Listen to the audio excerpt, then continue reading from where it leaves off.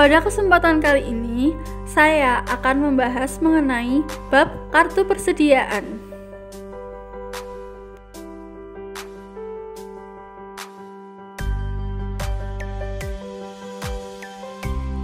Terdapat beberapa subbab. Yang pertama, pengertian. Yang kedua, sistem pencatatan.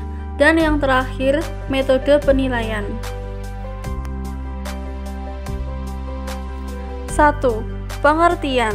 Istilah persediaan digunakan untuk menyatakan barang yang 1. Tersedia untuk dijual, barang dagang atau barang jadi. 2. Masih dalam proses produksi untuk diselesaikan, kemudian dijual, barang dalam proses atau pengolahan. 3. Akan digunakan untuk produksi barang-barang jadi yang akan dijual, bahan baku dan bahan pembantu dalam rangka kegiatan normal perusahaan.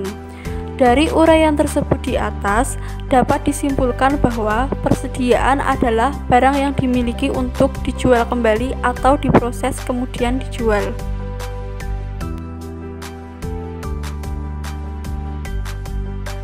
Dua, sistem pencatatan. Yang pertama yaitu sistem periodik, periodical system atau physical system. Dalam cara ini, pencatatan persediaan hanya dilakukan pada akhir periode akuntansi atau pada saat akan menyusun laporan keuangan. Penilaian persediaan dilakukan dengan perhitungan secara fisik, sedangkan pada waktu terjadi pembelian atau penjualan tidak dicatat dalam rekening persediaan, tetapi dicatat dalam rekening pembelian dan rekening penjualan. Yang kedua yaitu sistem permanen atau terus-menerus, perpetual system. Dalam cara ini, pencatatan atas persediaan dilakukan secara kontinu atau terus-menerus. Setiap terjadi transaksi yang mempengaruhi persediaan, dicatat pula di dalam rekening persediaan. 3. Metode penilaian. Yang pertama yaitu dengan sistem periodik yang terdiri dari 1. Metode rata-rata tertimbang. Dengan metode ini, harga persatuan barang yang dihitung dengan cara membagi jumlah harga pembelian barang yang tersedia untuk dijual dengan jumlah satuan atau kuantitas. Nilai persediaan akhir periode adalah hasil kali kuantitas persediaan dengan harga rata-rata persatuan. 2. FIFO atau first in first out. Menurut metode ini, harga perolehan per unit barang yang dibeli pertama dianggap sebagai harga perolehan barang yang dijual pertama kali.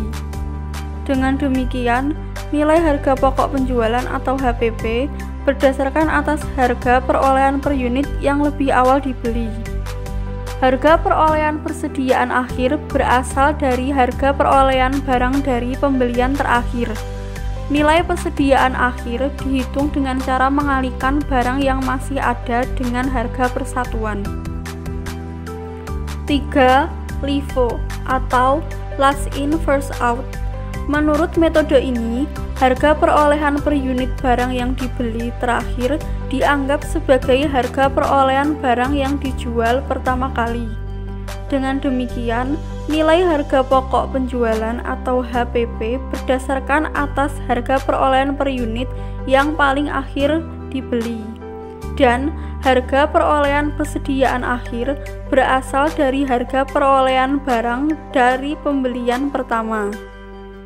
Nilai persediaan akhir dihitung dengan cara mengalihkan barang yang masih ada dengan harga persatuan.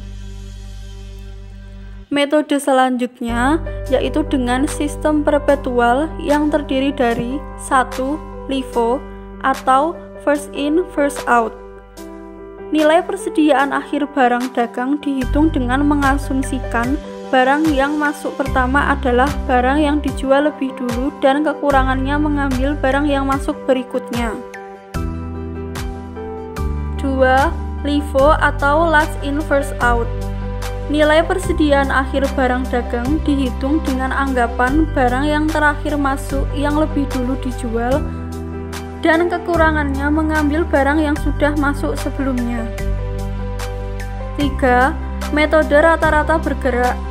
Setiap terjadi transaksi pembelian harus dihitung harga beli rata-rata tiap satuan, sehingga harga barang dagang tiap satuan selalu berubah-ubah. Harga rata-rata tiap satuan sebagai dasar untuk menghitung nilai persediaan akhir barang dagang.